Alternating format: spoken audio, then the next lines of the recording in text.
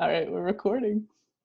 So this is Victor Cirone, who is, Victor, you introduce yourself. You tell us who you are. Okay, well, I am a clinical herbalist, and I'm based in Toronto.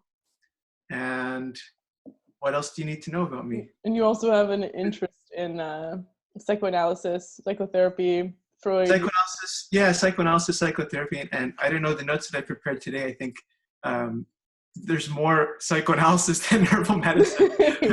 Herbal medicine is just psychoanalysis anyways.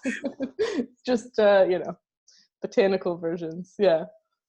So, well, yeah, and I think that one of the things that we should talk about is this intersection of psyche and matter. Let's start there. Because you wrote, okay, so one of the things you wrote on on the Instagram interviews with Katie, the Men's Mental Health, was that people are in search of the perfect image. Yes. And we had our own discussion. So let's start with this notion of the image then, and then we'll start by discussing what images are, what kind of psychic impact images have, the ways in which, as Jung says, image is psyche, and explore this notion of the image, and then tie that into a discussion of herbal medicine, so-called alternative healing practices, and so on. And maybe mental health. Maybe we'll narrow it down. Although all health is mental health. Yeah. So okay. There's these two quotes, and I'll just start by reading them, and then we can go from there. So the first one is from Dennis Klocek, who's a contemporary follower of Rudolf Steiner, and he says, "In today's world, where tremendous volumes of throwaway images are given daily to the soul, there is a vital need for people to develop imagination, to seek spirit vision. The soul life of many is at risk due to the unconscious addiction to unlawful images. Mental instability and tendencies to violence are symptoms of this malaise. The natural world also suffers from this onslaught in that the attentive consciousness of people is taken away from the involvement with the spiritual in nature. Where human beings place their attention, there things begin to develop. This is our role, to pay attention. Whether we wish to heal the soul or to heal nature, the path is the same. Deepen self-awareness and learn to control the flow of inner images. When this path is undertaken, the initial stage is experienced in the capacity to actively seek spirit vision by developing a lawful access to the plane of imagination, the sacred door to the realm of the spirit." So, I mean, we could just spend the hour just talking about this one quote. Mm-hmm.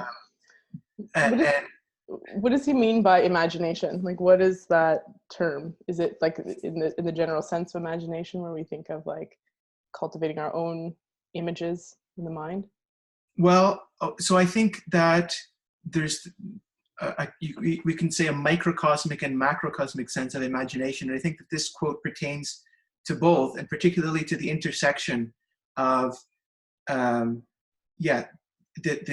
personal imagination becoming corrupted through this bombardment with what he calls unlawful images. Mm-hmm. And so when the personal imagination becomes, in a way, short-circuited, and pre-programmed images are being fed to the soul, then the macrocosmic imagination, or you can say the mind of nature, then doesn't have the ability, or is actively prevented from influencing the soul expression of the individual being. Mm-hmm. And the soul expression is then turned into a kind of perversity.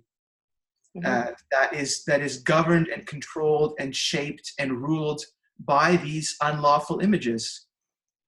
And these images have not only psychological, personological, psychological implications, but as he says, the role of the image extends into the realm of nature as well. Mm-hmm. Whether we wish to heal the soul or to heal nature, the path is the same. Deepen self-awareness and learn to control the flow of inner images. So this ability to control the flow of inner images not only pertains to the individual, the well-being of the individual, but also the well-being of the external world. And the presumption that there's any separation between the well-being of the individual and the well-being of the cosmos is a crippling illusion on which contemporary psychology is founded. And so contemporary psychology is rooted in an intrinsic pathological view that posits a separation between individual psychological well-being and the well-being of the natural world. And one of the things that I like so much about this passage is that it shows precisely how this flow of inner images completely dismantles that view, because the inner images that we cultivate directly impact the ways in which we interface with the world and the ways in which we can become enthused, that we can become inspired by the you can say the spirit forces of nature, or the elemental forces of nature, or all of the forces of nature, whatever words you want to use to describe them. Mm-hmm. So when we talk about the unlawful images, it's almost like addictions, would you say? Mm-hmm. In that sense, it's like something is pulling us away. We're feeding that hungry ghost. I think we talked about that before. It's like we're feeding this emptiness with Twinkies. Yeah. Twinkie images, as opposed to some being an experience and observing it or being in touch with it directly. Mm-hmm. Absolutely. And so one of the things that herbal medicine can help us do is to, by way of improving vitality. And I think that herbal medicine, irrespective of what system of medicine we're talking about, is concerned with optimizing and improving the capacity of the vital force in the organism, strengthening the vital force, correcting imbalances in the vital force. And in correcting the functioning of the vital force and making it stronger, the flow of inner images and the capacity to be aware of inner images and to direct attention towards that source is also thereby strengthened. And there's another very short quote here from a different author, Richard Grossinger, in his great book, Planet Medicine. He says, "Ancient herbal and animal medicines come from psyche, but a psyche which is large and collective and includes the structure of botanical and animal forms in its meaning, even if these seem to lie outside the more limited mind psyche of the organism." And so when we're engaged with herbal medicine, even if it's the simple task of admiring a plant, let alone ingesting a medicine that's prescribed for our individual constitution, we have that vehicle or that portal through which we can tap into this large and collective psyche. Jung would call it the collective unconscious, but that is the source from which we emerge, from which the form of our physical body emerges, from which our own individual psyches emerge, and also it's the source from which the plant medicines emerge too. Mm-hmm. And the primordial soup where everything comes from. It's like all based on the same design, like the Doctrine of Signatures. This is reminding me of that. Yeah, and when we talk about the Doctrine of Signatures, one of the things that I like to bring to mind is this phrase by I can't remember her name, but she was the founder of the Shaker movement, which I don't know so much about. But she said, not prancing. But she said, every force evolves a form, and so when we think about the implications of that, one of the things that it implies is that when nature develops a form that works, it will use that form not only once, but many, many, many, many times. In that sense, there's a fundamental conservativeness in the evolutionary powers of nature, because when it finds something that works, it will use it over and over and over and over again. And so we can think that, the same force in a tree that allows the sap to flow up to the leaves on the top is the same force that allows the blood to flow through our veins. And so our brains, or our neurons look like our veins, look like tree branches, tree roots. It's the same idea. This is what we mean by the Doctrine of Signatures. Scaffolding information. Yeah, so I mean, this simple definition of the Doctrine of Signatures is that the shape of a plant, the color of a plant, the conditions that the plant grows in, the time of year that it thrives in. All of these things are give clues or suggestions as to its potential medicinal uses. Mm-hmm. And we can call it the language of plants. So Doctrine of Signatures, or the language of plants. It's a book by Julia Graves, which I'm halfway through. Excellent. It's an excellent book. Yeah, it's very good. And this is, we see this a lot in like even the color yellow corresponding to liver uses in a plant, because bile is yellow. So there's like these different signatures that herbalists will use to approximate a use for a plant. Then when you say psyche, can you explain that? Psyche. Well, that's a big question. We got some time. Yeah. Well, just to reference us, so like when we say the images that emerge from the psyche, is this what we're talking about? This collective unconscious, this collective soup that matter emerges from, that forms. Yeah, so I mean, the literal definition of psyche is soul, and I like to point out some to people, especially I've taught psychoanalysis in undergraduate courses for a number of years, and one of the things that I point out, especially if there's psychology students in the room, I'll say, that psychology means the study of the soul. Like psyche, logos. Logos means a lot of things, but one of the things that it means is the study of. So when we're engaging in psychology, we're engaging in the study of the soul. Mm-hmm. So not the cerebral cortex. Well, exactly. So, psychology. We won't get into the discussion about. Well, how do they take that? Are they like, all right, soul study? Yeah. Throw me in. Yeah, it's just it doesn't mean anything, because the foundation isn't properly laid in the university context, and the study of psychology has become so perverted that you say soul and the word doesn't mean anything anymore. So there's lots of ways to kind of approach the definition, or to establish a definition. In a lot of traditions, there's a distinction made between the body, the soul, and the spirit.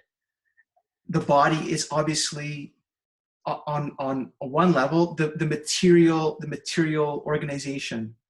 The soul is that which animates the body, or gives life to the body, and the spirit is the you could say is the capacity for divine inspiration, or it's the eternal self-aware aspect of the individual constitution. And so when it comes to soul, there's the individual personal soul, but then there's the collective soul, and the ancient Greek conception of this was termed the anima mundi, the world soul. And so when we're using the word soul, it's there's no, like we were discussing, there's not really an ability, or not it's not useful to try and separate these different levels, because they're so interconnected and interrelated that to try and parse them apart is a fallacy. It just doesn't work. But you could say that the soul eats, or the soul lives on images. That the substance of the soul is the image, in a fundamental sense, and that nutrition, or lack of nutrition, then in large part determines the psychological well-being of the individual person. And when you're with the quote with Dennis Klossik, who wrote Esoteric Physiology, which I read in the sauna and the book fell apart. But it was a good book, aside from all the eurythmy references, which I couldn't get to. But when he talks about allowing the imaginations, so how would one tell the difference between a wholesome image that feeds the soul and these unlawful images? Yeah, so that's a good question. The difference is that an unlawful image is one that develops you could say, that's tied to the compulsion to repeat, and that is tied to addictive behaviors and capacities, and short circuits the capacity for human freedom. It doesn't allow, and human freedom can come through being open to the images that come through the natural world, rather than programmed images that are designed to elicit specific outcomes and specific sorts of behaviors.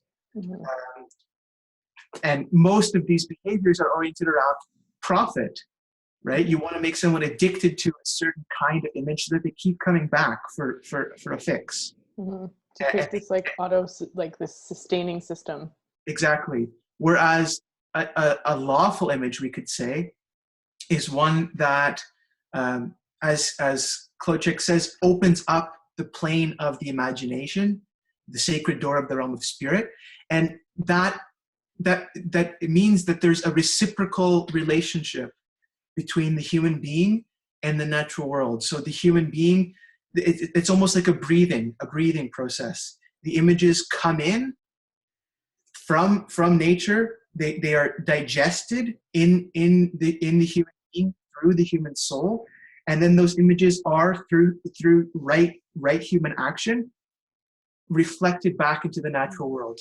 And our task then becomes this continual interface with nature, listening and understanding the rhythms of the natural world, becoming attuned to those rhythms, and thereby helping nature help us.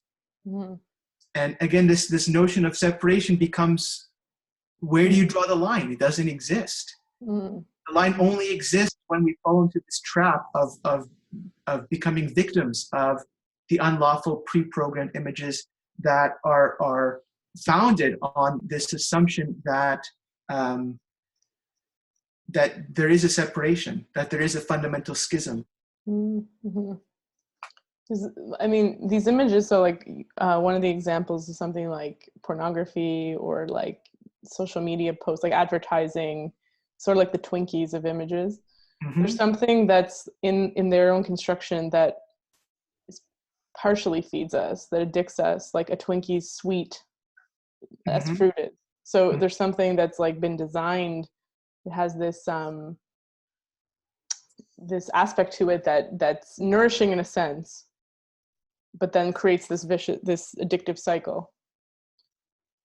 So yeah, like is there some aspect of the unlawful images that's positive, or the whole thing just completely cuts us off?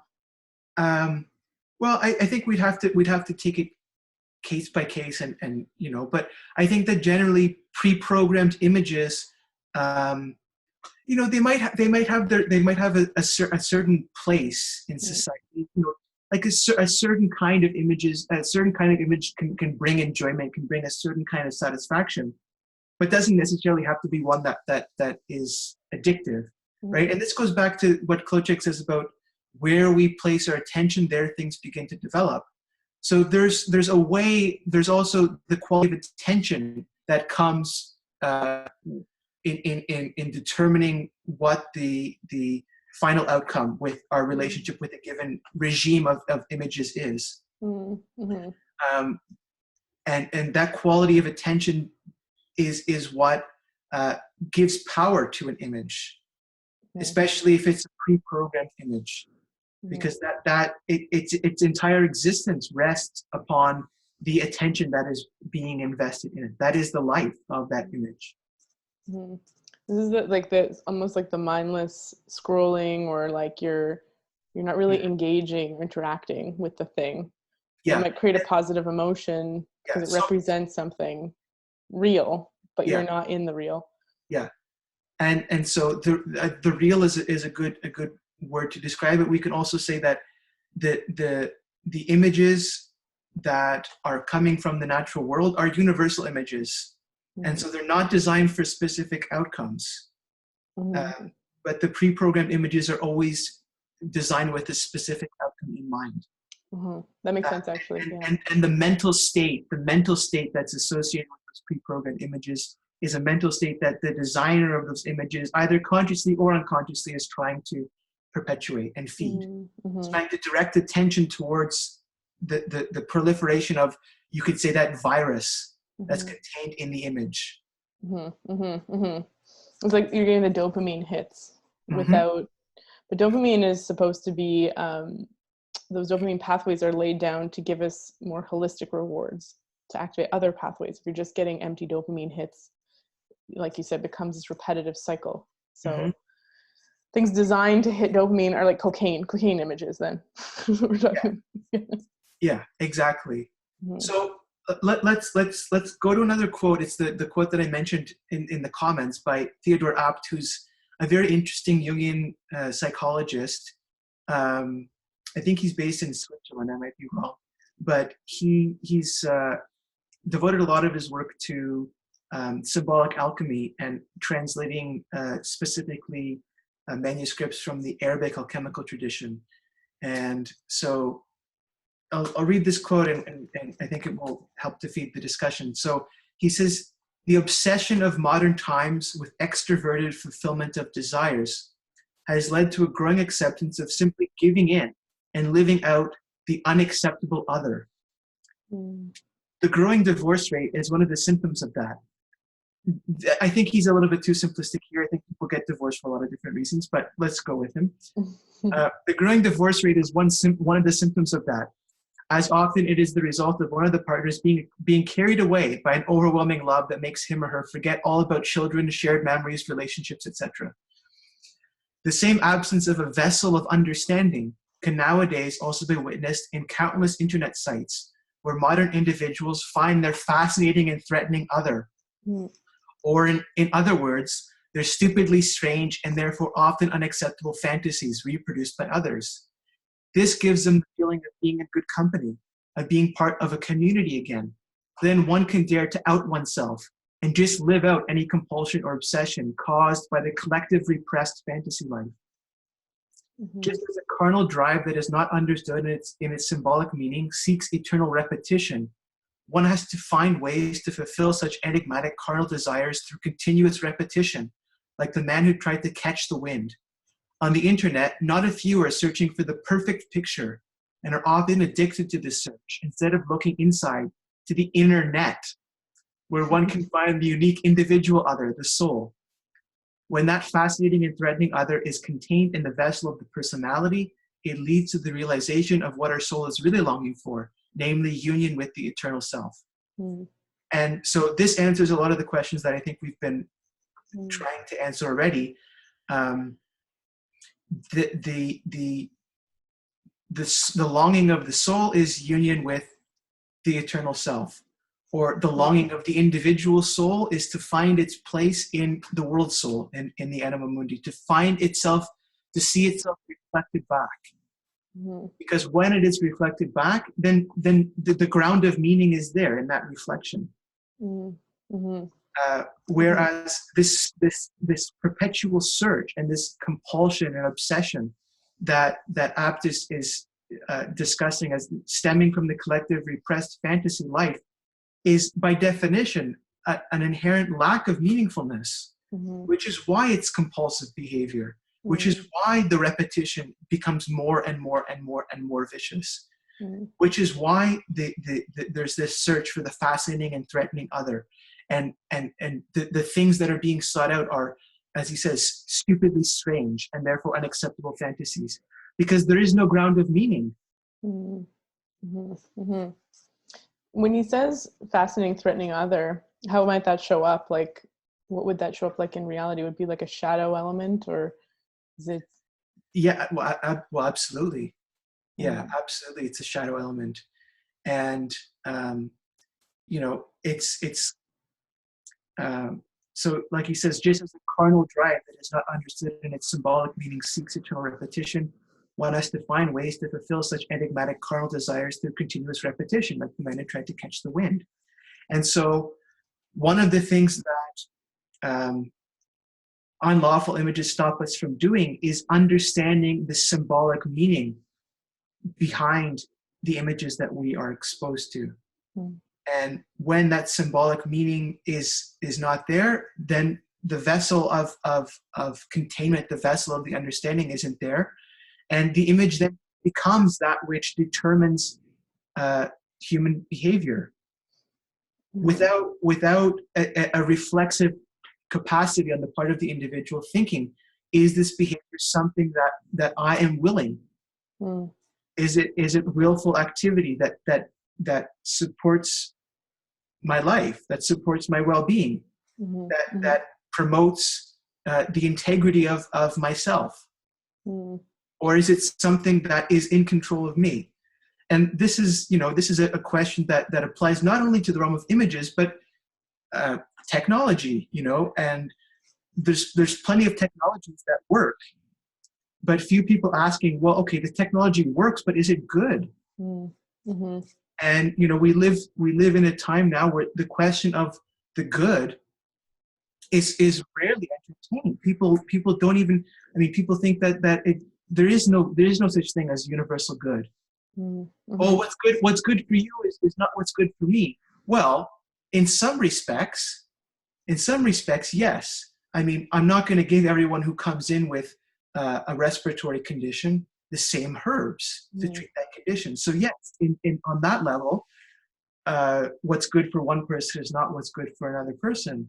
But when it comes to larger social collective problems, I think we have to be firm and say that there is such a thing as objective good. And the ancients understood this.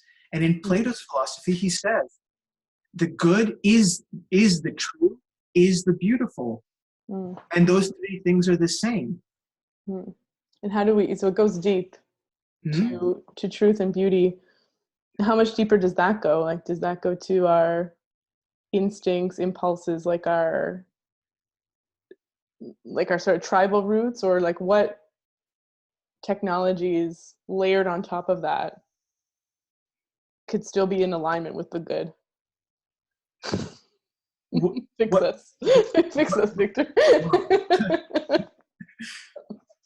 So you're asking what sort of technological transformation we need to see? Well, what do we, so when we think of truth and beauty, there can be different opinions about what's beautiful when you think of it on a superficial level, when it becomes more about aesthetics. So when we think of truth and beauty, like, okay, I see. Yeah. Well, okay, well here, we can go to Hegel, and Hegel talks about aesthetic sublimation, which I think is a beautiful phrase.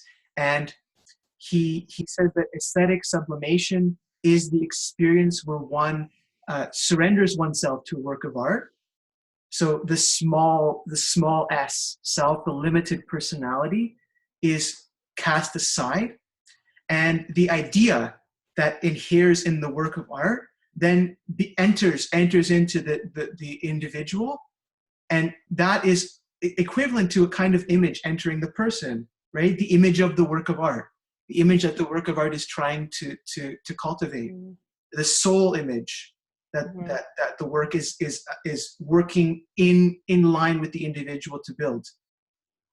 And so that experience of aesthetic sublimation, of, you could almost say, sacrificing the limited personality so that a larger personality or idea of the work of art comes through and thereby transforms and helps to eradicate the shortcomings of the individual limited self. That experience is to be contrasted with the experience of demanding something for a work of art, right? Which is the primary experience that people have today. When you're looking for, when many people are looking for something, they're looking to satisfy a preformed desire that they already have, right? I want something that sounds like this. I want a piece of music that's going to make me feel like this, right? So they're working within a narrowly confined set of familiar responses and familiar sensations, rather than bracketing and being able to let go of what is comfortable and familiar, right? Aesthetic sublimation is not always necessarily a pleasant experience, because you're being asked to let go of that which you already know. And yeah, you're relating to it exactly as it is. You're not demanding a flower be more beautiful or different, or just there. Yeah. And so, and Adorno then expanding on this notion, he says, it's not a question of when you're listening to a Beethoven symphony of what the symphony gives to you. It's a question of what you give to the symphony. Mm-hmm. That is to say, when you're listening to a piece of music that has this capacity for aesthetic sublimation, then you are being demanded to there's a demand placed upon you to learn to listen in the ways that the piece demands, mm-hmm. or to learn to look in the ways that the painting or the work of art demands. Mm-hmm. And we can think of other examples, like the first one that came to mind is the paintings of Ad Reinhardt, mm-hmm. who he was someone who really did not like this idea of reproducibility and people photographing paintings. So he made paintings that had the effect that you couldn't actually realistically photograph them and expect to experience what he was trying to convey. And so he would use pure pigments from paints, and he would paint layer after layer after layer of pigment, and he would create these kind of geometrical patterns underneath the paint. And so what you would have to do to see these patterns would be to stare at the image for 15, 20 minutes, and your eyes would slowly become adjusted. And then after that period of adjustment, the image underneath the thick layer of pigment would come through, and it was impossible to reproduce. But that is by definition a kind of aesthetic sublimation. You're giving yourself over through the capacity of attention and awareness to the image, and the image then is presenting a kind of soul quality to you, and it's feeding the attention that you're giving to it, as opposed to sort of showing up. I like this. I don't like this. I don't get it. Having preformed notions, not quite seeing it, showing up with yourself in the way, your ego in the way, I guess. Exactly. And, I mean, one of the things I wanted to talk about too was dreams, because obviously dreams are also a class of images. And so there's lots to say about dreams. So what would Jung say dreams are, or who's your favorite dream? Well, okay, we can talk about the major differences between Freud and Jung on dreams, which is a very interesting difference. But first, I wanted to read a very short quote from Robert Kelly. He's a great American poet, and I've been sitting with this quote. I don't know if I totally agree with it or what I think about it, but it's beautiful, and it's from a book called A Book of Dreams, appropriately enough. And so he says, "When I was a little boy, I learned that everything is better after sleep. Everything is better in the morning. I have never truly decided whether it is the sleeping or the waking that heals, but healing certainly there is, between the last flutter of despondent weariness and the first wink of daylight. Of course, I suppose now it is the dream that heals, but I suspect that the dream we do not remember is the dream that heals us. Instead, it remembers us, and we awake healed." And so this notion of this is, so is the dream that we don't remember, is that still an image?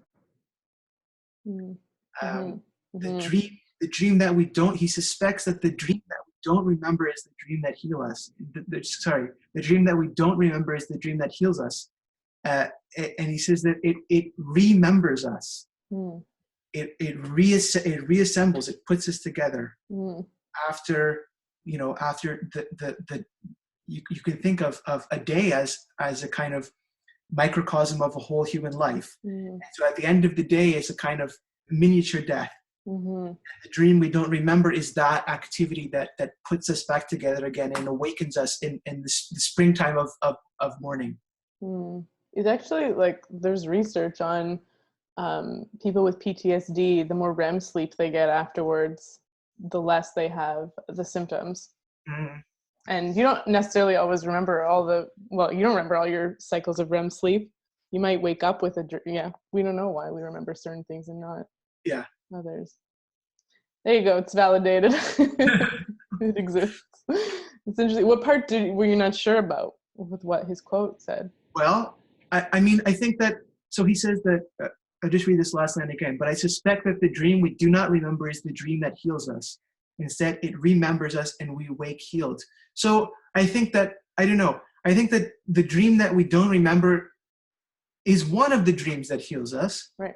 But the dreams that we remember can also heal us. Right. Right? And So it's a different plane of imagination. Right? And so the dream that we don't remember isn't necessarily a dream without an image. Right? It isn't necessarily a state in which there is no imagery that's going on. It's that the imagery hasn't made its way into the capacity.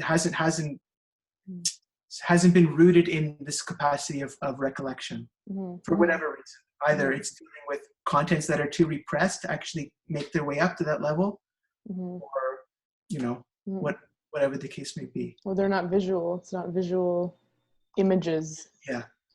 Yeah, it's interesting. But, and then when you look at psychoanalysis, it's really a lot of it about the dreams you remember, and you have to remember them well. Yes. So we can talk about that. This is cool though. So let me just see here. Because I want to go back to Robert Kelly and talk about reishi. Oh, well. We can talk about it now. Yeah, I did. I actually, I thought reishi would be a good herb to talk about. What do you want to say about reishi? About its connection with dreams. So herbalist Matthew Wood, in just one lecture I heard, and I haven't heard him speak more deeply about it, or maybe it was Sean Donnie who was talking about how it metabolizes trauma, metabolizes what's stuck in the tissues, brings it to the Shen, which is in Chinese medicine the spirit, I guess, the translation. And so there's some sort of like metabolization in the heart center. And I think when I communicate with patients, what I see is that if they're having a lot of dreams, negative dreams, like feeling stuck in these nightmares, waking up feeling like they spent their entire night dealing with stuff, reishi kind of clears that up. They sleep deeply and don't remember their dreams. And if they're not dreaming, but they're waking up frequently, reishi can help them start dreaming again. So it sort of like pushes them. Yeah. And do you find that those people that take reishi and start dreaming have dreams that are very emotionally charged? It can depend. It depends. Sometimes, I mean, not everybody likes to dream, I've found. So sometimes people will say, like, I don't like how much dreaming I'm having. But my sense is to ride it out, because they'll digest. Yeah. And one of the things that reishi does, I find that reishi can bring up in dreams a lot of emotional material that needs to be taken care of, that needs to be addressed. And you can say that in doing that, it then furthers one's ability to trust in one's own innate capacities, and to deal with difficult situations and to resolve emotional blockages. And the emotional blockages can only be dissolved if they're confronted. And reishi is a great, it's not technically a herb, but a great mushroom to help that process along. Yeah. And interestingly enough, I mean, it also helps. It helps in a lot of cases of disturbed Shen that are underlying asthmatic conditions.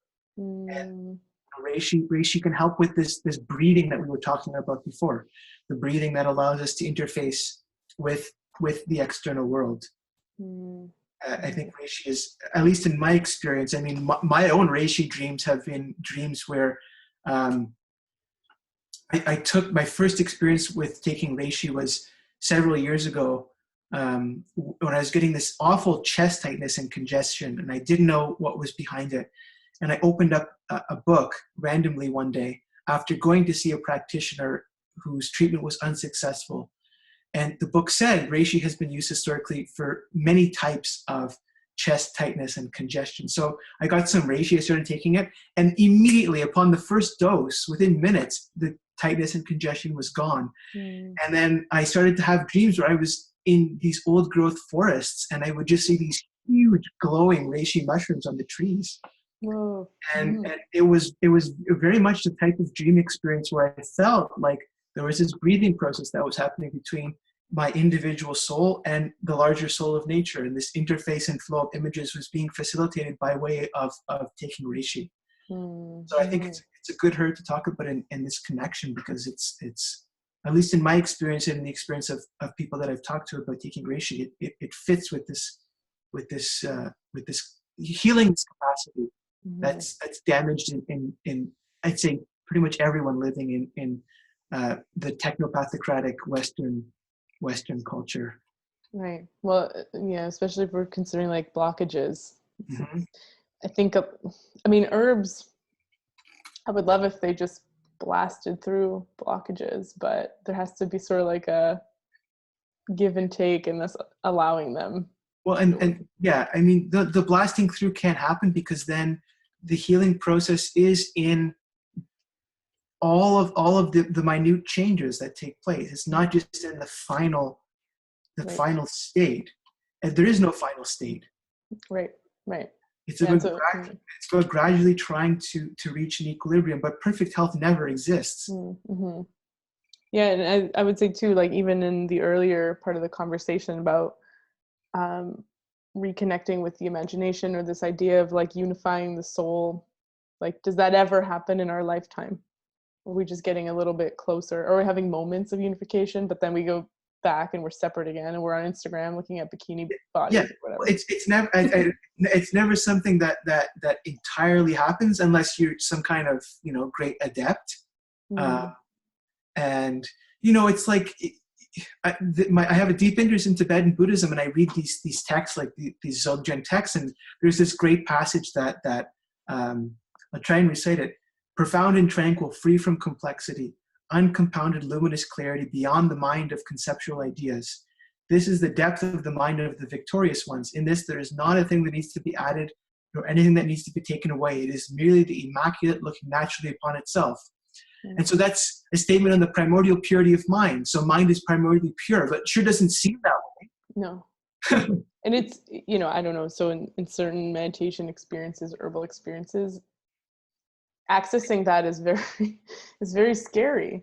We don't really, it's tough. Like you have to really want that. And there's almost something psychopathic. This is like a whole other side conversation. Almost psychopathic about wanting to completely dissolve the ego and just go back to the primordial mind and not have anything, not have you there, not have the things you care about, the things you love there. Yeah. So, and this is, so there's different kinds of unitive experiences, right? So we can talk about unitive experiences that basically have as their precondition the complete dissolution of the self. This breathing process that we're talking about isn't about the dissolution of the self. It's about finding the place that the self has in nature, in the cosmos, and helping the self develop through its through recognition of its place in the natural world. So it's not about self-dissolution so much as anchoring or rooting the self in the greater you could say mind soul of the cosmos. Yeah, I like the breathing image, because it does feel like it's a dynamic process, or like opening but still having integrity of self. And of course, breathing is the Greek notion of aesthesis, which is the root of the word aesthetic, means a breathing. And so what the Greeks meant by aesthesis was an exchange of soul essence. And so you have this experience when Stephen Buhner gives the example of a puppy off in the distance, and your eyes match up with the eyes of the puppy, and the puppy is running towards you, and finally it gets there, and there's this excitement and this kind of flux of becoming, That happens when the puppy is in your arms. And what's happening there is that there's an exchange of soul essence between you and the creature that you're holding. And that's the breathing. That's a breathing that's taking place. And this is, James Hillman, the great Jungian psychologist, this is where Buhner is getting this talk of his thesis from Hillman. He says that what we need to do is to reclaim the response of the heart to what is presented to the senses. And so the breathing happens primarily from the heart. It's not a mental cognitive, I hate that word cognitive, but it's not a mental process. Cognitive, I think, is such a terrible word. I mean, it tries to cover so many things, and as a result, doesn't adequately cover any of them. So cognitive is supposed to mean intellect. It's supposed to mean imagination. It's supposed to mean perception. It's supposed to mean all these things. Cog is cog. Yeah. Well, it's Western society. Cog in a machine. Yeah. It's the I don't know, the library, the elite, the structure, the top of the pyramid, cognitive. Right? It's like what rules the rest of the primordial things in the brain. But I've heard Buhner's talk about the puppy, where the puppy's like, it's you. Like there's nothing else. It's just you and the puppy. That direct relationship, 100% of your energy. Going towards that one connection. Yes. Is that right? And there's different kinds of these unitive experiences and different ways of describing it. Like Georges Bataille, the French philosopher, he talked about pure immanence, which is different, but he said that the experience of pure immanence is like water in water. And it's like, what's that? That's an image. Like, what does it mean? Water in water. Well, bring the image to life. But he said that the situation is given when one animal is eating another animal. And he says, in that instance, there's no separation between the animal that is eating and the animal that is being eaten. There's a pure flux of becoming. So it's there's a flux of becoming also in the puppy example, but it's quite a different situation. It's not like matter is not actually connecting, which is, this is kind of morbid, I'm going to say it anyways. But I've seen animals eat other animals, and there's a surrender. And even if you watch Animal Planet or whatever, there's a surrender that happens at a certain point. The animal being eaten is just waiting. And just sort of like, all right, here we go. And you can say as awful as it is, to a certain level of our consciousness, the moment at which the surrender happens is the moment when the breathing takes place in that encounter. And I mean, would you say that this overlaps with flow state? Is this when people talk about this, or when they're doing MRI scans?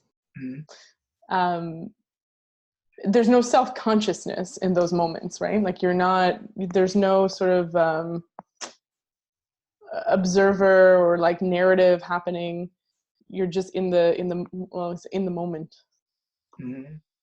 I'm not sure. I'll have to think about, because I think that there are different types of these unitive experiences, right? We were talking about, so the animal eating another animal and the puppy running towards you. Like there's something fundamentally the same about those experiences, but then at the same time, like phenomenologically, they're very different. And so there's emotional contents that are bound up with these experiences that are very drastically different. Right. So when it comes to, an experience of an individual doing something by him or herself, and entering into a flow state, that's again a different, a distinct phenomenology. Right. So I don't have all the answers when it comes to this. It's an interesting area to be. Part of it is that like water being dissolved in water, where there's no sort of just, I don't know, in this fine balance of existence. And I mean, Bataille has interesting things to say. Basically, he thinks that any economic, social, political system that is not founded in pure immanence is doomed to fail, because it's a system that is oriented around the idea of accumulation rather than expenditure. And so his term for this was general economy, where it's an economy that is based fundamentally in the squandering of resources, that is antagonistic towards accumulation. It's interesting. Yeah, it's kind of like a large-scale socioeconomic metabolic syndrome, right? Like you're just pushing a pathway, or you're pushing physiology homeostasis in one direction too much, too long, and there's not enough of a chance for it to come back. No longer in balance. Yeah. And then things just stop. We break out of our the sensitivity, the capacity of the system to bounce back or to like recalibrate itself. Yeah, it's something we do. There's a lot of hormonal resistance in every single cell because of this. Yeah, and then we start getting into vicious cycles where the pathology perpetuates itself. Greed, or I don't know. Yeah. And resistance or whatever. Yeah. And this happens on collective as well as individual levels, and we see it all the time. I mean, like, there's so many examples of people that have been through traumatic experiences, traumatic childhoods, who grow up basically to become images of what once scared them to death. Yeah. And then the underlying logic behind that is, well, it was good enough for me, so it's good enough for everyone else. Yeah, or the superimposed logic of like, if you ask them, that would be maybe the answer. Yeah. So why would that be adopted? Like, what would stand in the way of that person breaking the cycle, or not just slipping into that pattern again? Well, psychoanalysis would say working with dreams would be one way. One way of not slipping into the cycle, becoming aware of what unconscious messages are trying to come through. So yeah, and so we can talk more about different frameworks. Yeah, let's talk about the difference between Jung and Freud when it comes to dream theory, and then maybe we'll go from there. Yeah. Okay. So it's often said that Jung wouldn't exist without Freud and whatever, but I think that the opposite is true. I mean, well, Freud would have existed without Jung, but a lot of Freud's innovations actually came by way of Jung. I mean, one example, the Oedipus complex. So the notion of the complex was developed by Jung. And you can also look at Freud's later interest in mythology and theology and all of these things. And that came after his association with Jung. So are you there? The image looks frozen. I'm there, yeah. There you go. Yeah, the image was frozen for a while. I'm getting an internet connection unstable message. No, I'm good. Okay. Yeah. So okay, let's see here. I want to start we can look at this quote by Freud. Freud says, "We call upon the dreamer likewise to turn his attention from the whole of the dream to its individual components, and to tell us one after the other what every one of these components calls to his mind, what associations present themselves to him if he tackles them individually." So that's basically, Freud is describing here the method of free association. And for Freud, free association was the key to understanding the meaning of the dream. And so the reason that free association is the key to understanding the dream is because for Freud, there's two levels of the dream. There is the manifest content and the latent content. And so the manifest content is the dream image, you could say. So I have a dream where, I go out to the store and I buy a bottle of coconut oil and I come home and I fry some plantains. Okay, that's the manifest level of the dream. Then the latent level for Freud would be what is hidden underneath that image. What do they symbolize? What does it mean? Yeah, and so you could say, well, why is there this weird code in the dream that has to be unlocked? And so for Freud, the purpose of the dream, he said that the purpose of the dream is to protect sleep. What does that mean? Basically, when we enter into a sleep state, what happens is the threshold between the conscious mind and the unconscious, the veil becomes very thin.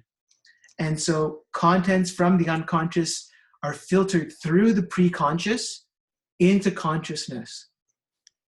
And so the dream is basically that mechanism whereby the contents of the unconscious can come through without being overly traumatic.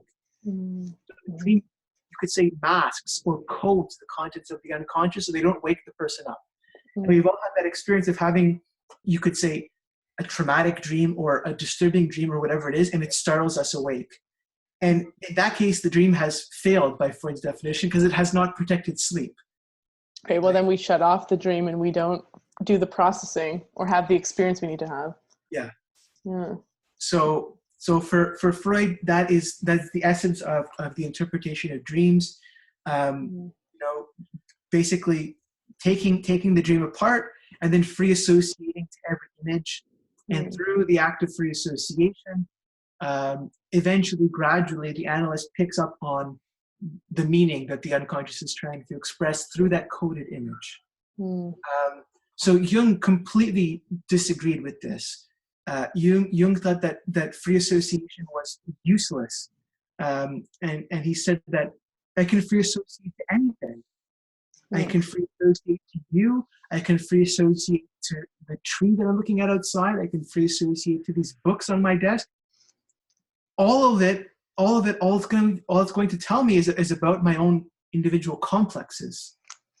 It's not going to tell me about the meaning of the dream. And so for Jung says dreams are spontaneous products of the unconscious soul.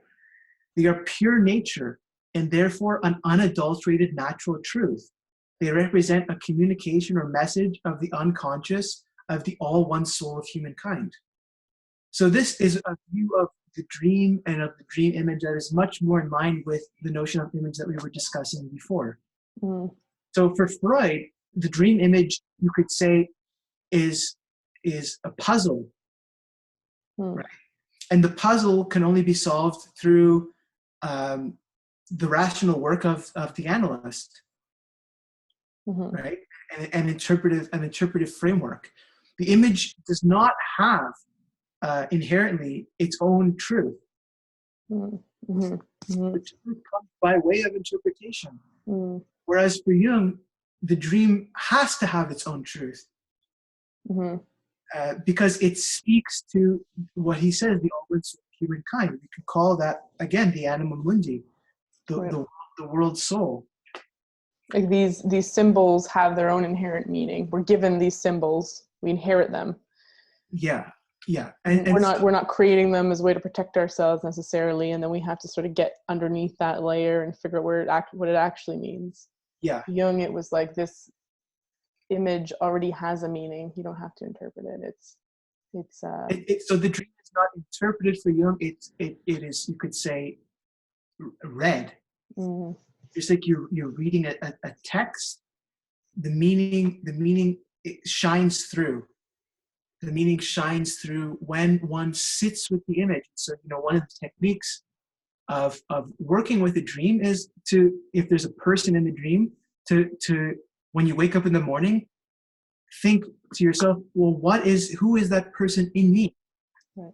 What is that psychic presence in me? And even to try when one is awake to become that person.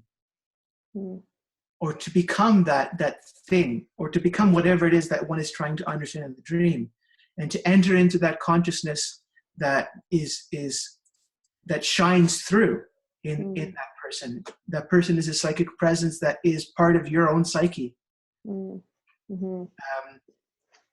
So I had a teacher who was a homeopath, and what's his name?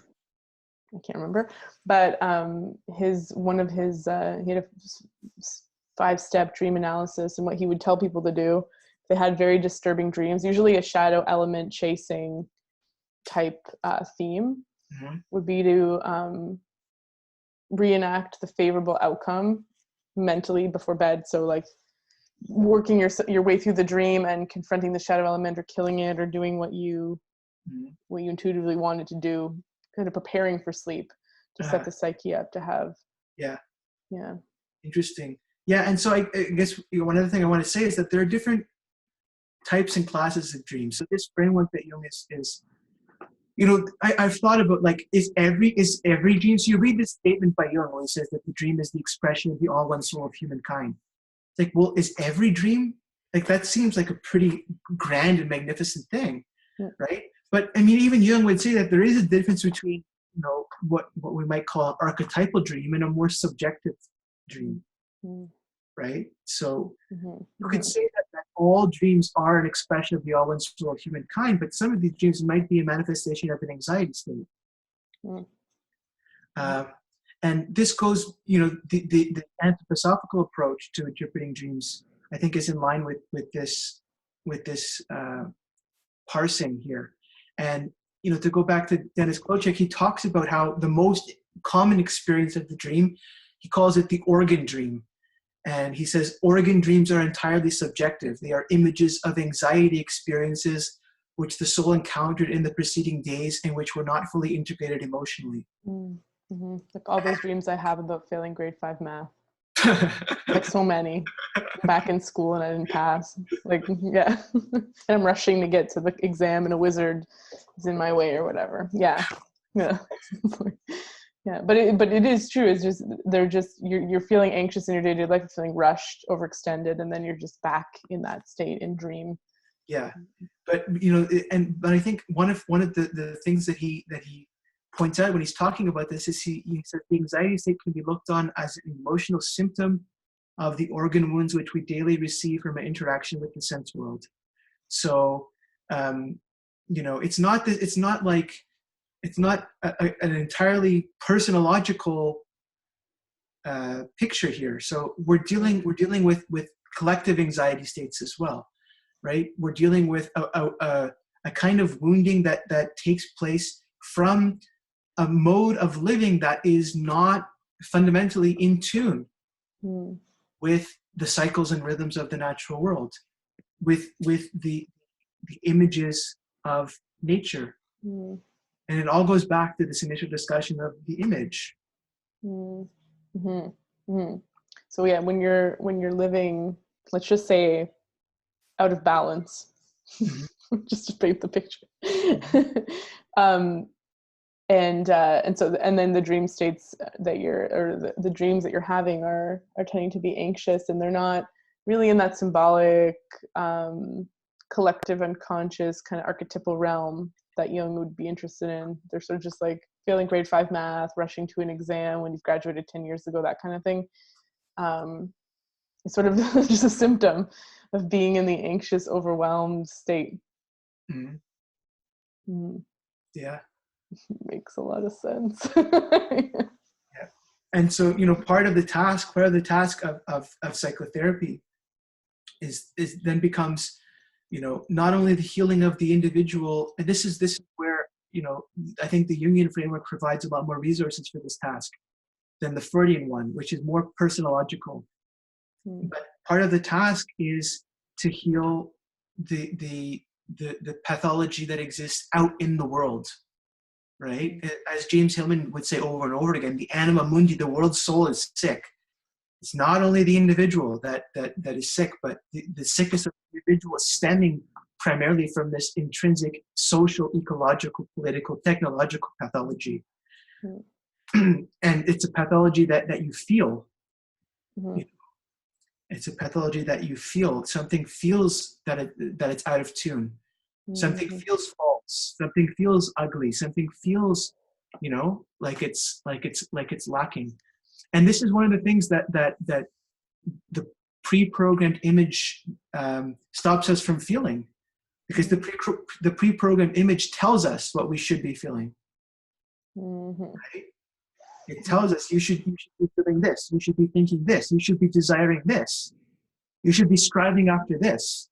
And when those images, or when there's a shortage of them, you're left with the ennui, the ugliness, the emptiness. Yeah. And the difference between an image that stems from a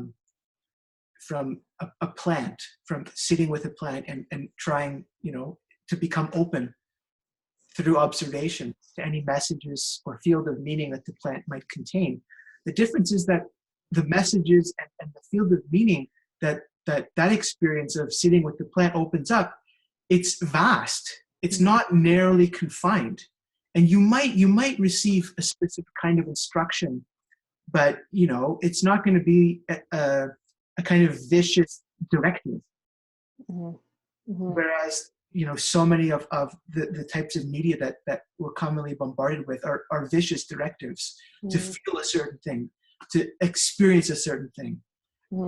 Well, I think medicine is a great example of this. Even natural medicine, and even in some of the ways I practice, where this is good for this, without having that direct experience with the plants. And so there's certain herbal mentorship programs of sitting with, having a dieta with a plant, like connecting with it before using it as a medicine. But a lot of it is not that. A lot of it is prescribing something based on symptoms, based on patterns that are manifest, that are without necessarily, having that direct experience, let's say. I don't know, what do you think about that? No, the direct experience is without the direct experience and using the presentation of the individual person that's in front of you, we fall into the allopathic trap. You're treating a headache, which you could treat by just hearing the word headache. And I think one of the implications in terms of treating patients and the clinical setting for this discussion that we're having, Steiner was fond of saying that the most disastrous thing when it comes to the modern scientific view is that it thinks that everything actively runs its course entirely within the confines of the skin of the being in question. And this is one of the major shortcomings of allopathic medicine that doesn't consider the intrinsic pathological nature of the world that we inhabit, and how these external pathologies in fundamental ways create pathologies that manifest in an individual person. And sometimes it's actually interesting because sometimes it's the sensitive person who seems more open to psychic energies, or the sociological like ugliness that you're talking about, that will get sick or just feel unwell. Develops mental health issues, whatever it is. The one that's more sensitive, essentially, that's picking up on it first. Absolutely. And, sorry, go ahead. Oh well, this brings up for me this question of normality, normalcy, which is one of the things that the regime of pre-programmed images is designed to create, is this idea of what a normal person is supposed to be, what a normal person is supposed to think, what a normal person is supposed to behave like and look like, and desire and want, and so on and so on and so on. But normal, I've never heard a good I've never heard a good definition of normal. I've never heard a good definition of sane. The distribution curve. I had an argument with a friend about this, where he's like, normal people. It's like, there's no normal. I think they tried to find the person who was normal, like in as many variables as they could. They tried to find the person who was like, the hair that was the most normal color. That's the person that you should be afraid of, because they are the person with the most repression. Right. Well, yeah, if you're talking psychologically normal. Yes. Well, my friend was talking about her calm. She knows someone who's very calm. I was like, I'll tell you right now, this person doesn't sound calm. It sounds dissociated. So, yeah. So, yes. So, I mean, yeah. Yeah. How colorful can you get then and still fit into society? Yeah. I don't know. We know some people. What about Steiner? Because we talked about Klosik, but so we approximated Steiner, but we haven't dived right into Steiner. Oh, well, I mean, we would need many. This is for the next lecture. we could come up with a 20-year long course teaching Steiner. No, I mean, well, what to say about Steiner? I mean, there's lots to say. I mean, you could say that one of his fundamental insights is that the visible, perceptible world is intimately and irrevocably enmeshed with an invisible or supersensible world. Mm. And that is another way of basically putting what I've been trying to get at this whole conversation. Mm. And so I think that this fundamental insight concerning the nature of image stems in part from Steiner and in part from Jung. I think that they have similar ways of thinking about this issue. Mm. Yeah. And, you know, for Steiner, the visible and the invisible form a whole. Mm-hmm. Mm-hmm.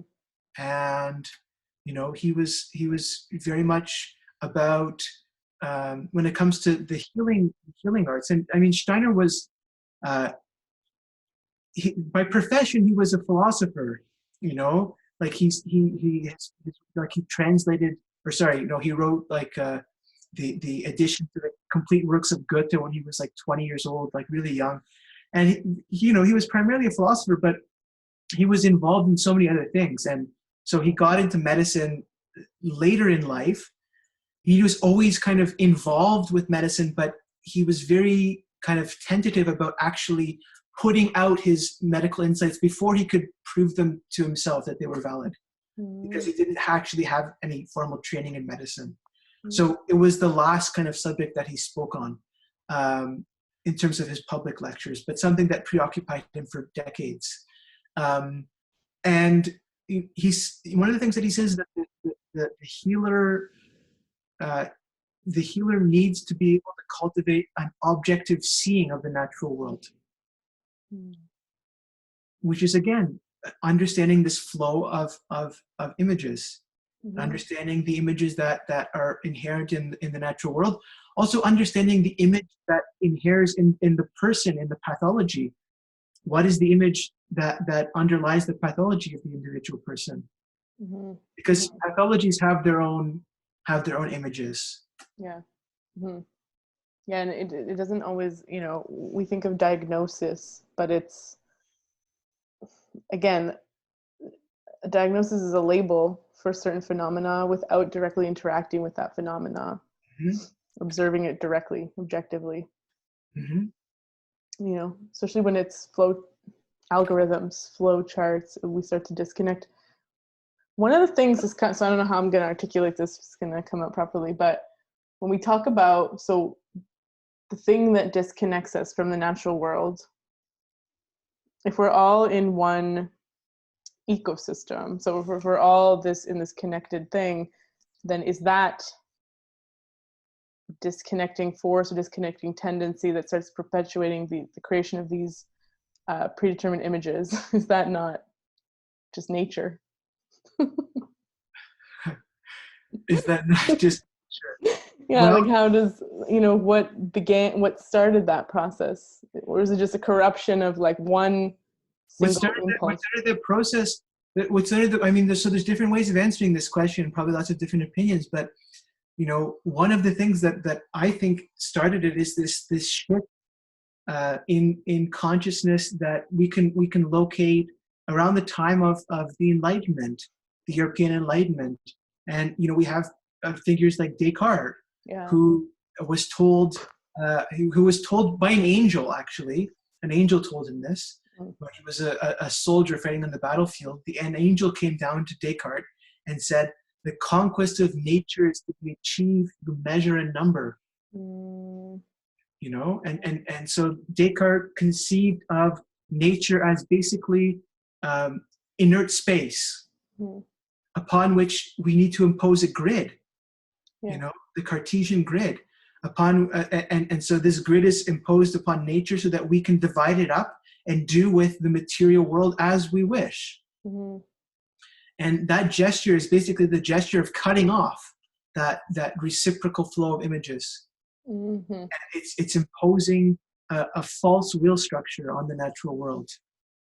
And it's rooted in this economic model that Bataille says will always be doomed to failure.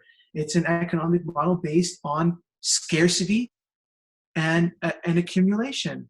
Mm-hmm. And we can think, and this is like it's a paranoia. It's a fear that I think fundamentally stems from this deep ontological fear of death, right? And a better example for expressing that is Thomas Hobbes.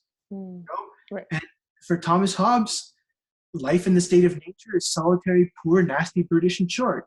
And you read the Leviathan, he gives these hilarious depictions of these so-called primitive men who their only concern 24/7 is making sure they stay alive. And Hobbes goes so far as to say, well, you can't even trust your own wife and children because if there's a food shortage, they may very well bash your head open and start eating your brains because they have nothing else to. And it's like, have you ever heard of empathy?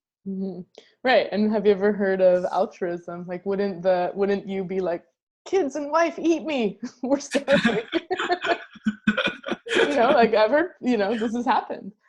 So, well, but it's interesting too because Descartes always gets blamed for this, and he's awful. Well, he's easy to kind of bring up and explain a lot of things away by saying, well, it's Descartes' fault. But yeah. But he ripped apart animals to prove that they didn't have feelings. He was awful. He was a terrible person. I mean, I didn't know him personally, but they said I heard that story and I was sold. Yeah, but I mean, and he also, like, Descartes was someone who discredited, who actively tried to discredit the powers of the imagination. He didn't understand the imagination at all. And he gives this completely stupid example to show the superiority of reason over imagination. And he says, well, try and imagine a figure with 1,000 sides. And he says, all you can conjure up with the imagination is this vague, big, indistinct blob. And you don't have any kind of precision, and you don't know if it actually has 1,000 sides. It's just a vague, indistinct image. But with the power of reason, we can map out exactly the mathematical formula that will give us this figure with 1,000 sides. And so we have this precise figure that comes by way of reason. Imagination fails us in this task. And so for Descartes, that's proof of the superiority of reason over imagination. But without imagination, you wouldn't get the figure with 1,000 sides because you wouldn't have been able to imagine it. Well, exactly. And this, the very idea that somehow reason and imagination are opposing forces is just wrong. I mean, you need both. Right, because if you say create a thing with 1,000, you can't hold 1,000 sides in your brain. Also, a 1,000-sided figure is probably quite useless in the natural world to survive.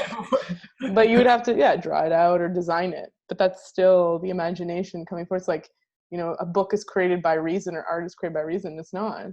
It begins with the imagination. And that's the thing. This whole thought experiment that Descartes came up with is it's stemming from the imagination.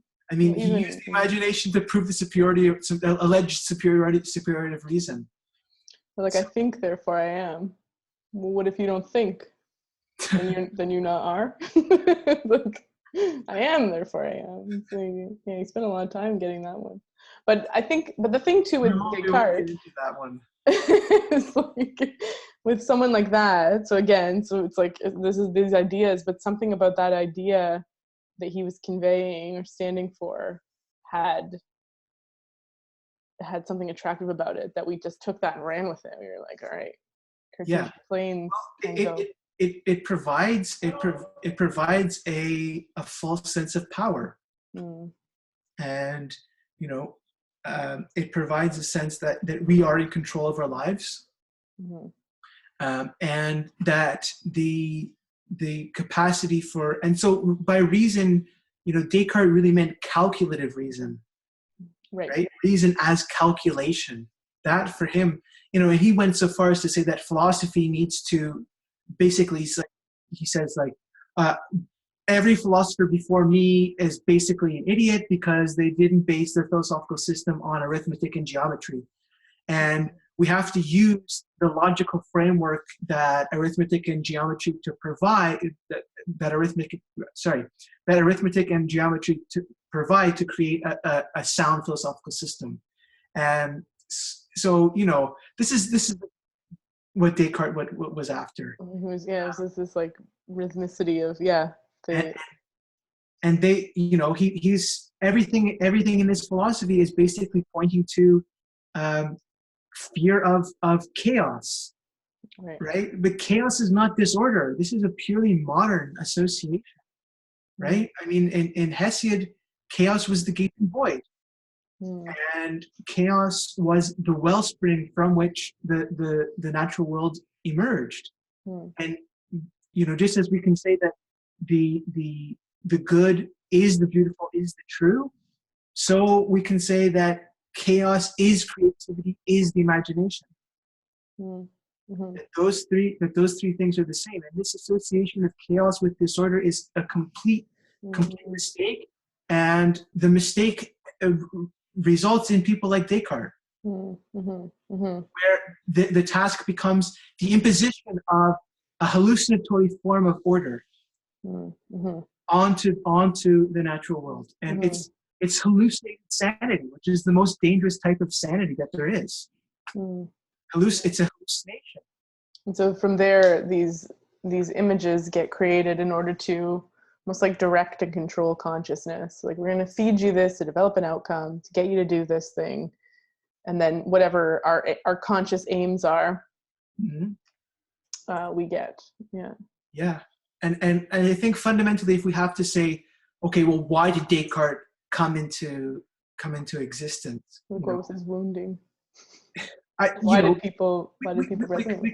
We can come up with all sorts of explanations, and there might be some kind of grand teleological picture that it was necessary for us to go through this stage in the evolution of human consciousness, and this is one step. I don't know. I don't have that answer, but I think that fundamentally there is a fear of death that led to, or at least was a major impulse behind this type of thinking of imposing human superiority and human will and human desire cut off from this breathing process that we've been discussing, imposing this artificial construct of consciousness onto the world as a way of trying to become immortal. And we see it today with people like Elon Musk and Ray Kurzweil, and this desire to become immortal through uploading our self or our brain or our whatever,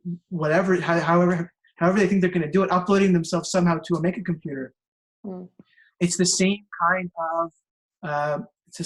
of thinking, just in a different era. It's interesting, right? Because you don't know what you're defending against. Like, we have an impulse to defend against death, but you don't really know how that you don't want it, And you also don't know that you want the way you're living. Like, what does immortality give to you?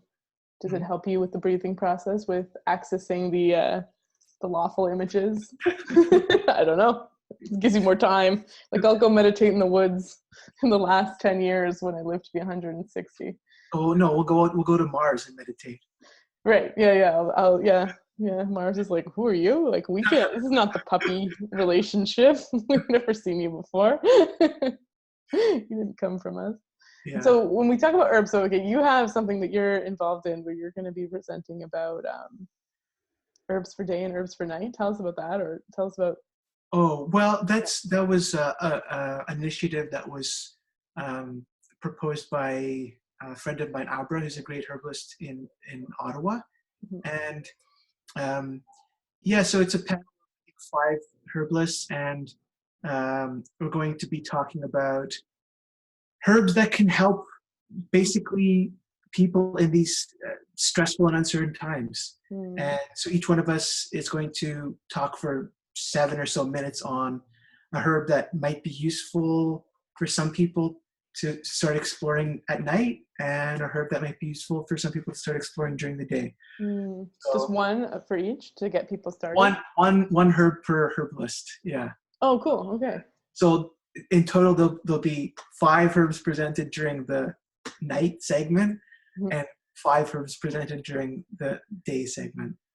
Yeah. That's good. I like that, actually, the circadian rhythm for herbs. Yeah, and we're not going to talk about, the virus, the dreaded virus, because there's just been too much talk, and it's mostly about strategies and practices of connecting with the green world that can help to create greater resiliency in Well, it's interesting. I mean, the only thing maybe that I want to say about that, which you could say more after I say this, but I mean, it's almost more pertinent now than ever to connect with the natural world, since we're physically disconnected from it, not allowed to be out in the natural world. Yeah. Whatever you want to say about that, is inappropriate to be out in the natural world right now. Everyone is distancing, staying inside, and really all there is now are the unlawful images, through the internet.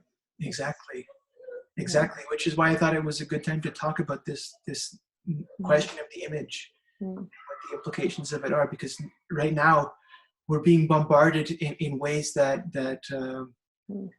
some people are being bombarded in ways that they never have been before. Right. And it's almost like someone who's was working a full-time job and was laid off. Now their full-time job is to consume images. Right. And so developing there's no shortage of media and news broadcasting. You could be hooked up to the computer, the TV, and the phone at the same time, and have 3 streams of images coming in.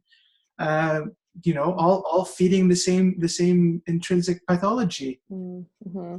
And the issue is now it's our lifeline to connect to anything, to people, to work, to nature, even. Yeah. So the real disconnect is there. Yeah, and parks are closed. Like, there's a lot happening. So to connect with herbs is kind of a good time.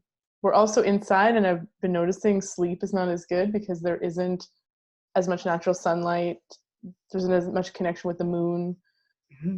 These things that you would normally be experiencing at this time of year, getting outside more, and it's not happening collectively as a global society. We're not getting outside. Yeah, absolutely. It's kind of scary. Yeah, it's sad. Yeah, it's sad. And when we talk about, so how do you want to end this off? What do you want to say about? Do you want to end it on herbs or wrap it up? Or well, I'm looking at this beautiful poem from Goethe. Yeah. And it's just 4 lines. It says, "Grant me a vision of nature's forces that bind the world, all its seeds and sources, and innermost life. All this I shall see, and stop peddling in words that mean nothing to me." So we'll stop with the words. And we'll end it there. We'll put links on how to find you. And we'll continue this conversation. We'll talk Steiner next time. Part 2, 20 years. Part 2 part 2 will be about Steiner. That's great. So hopefully we help feed an hour and a half, hour 45 of words for the audience. So thanks, everyone.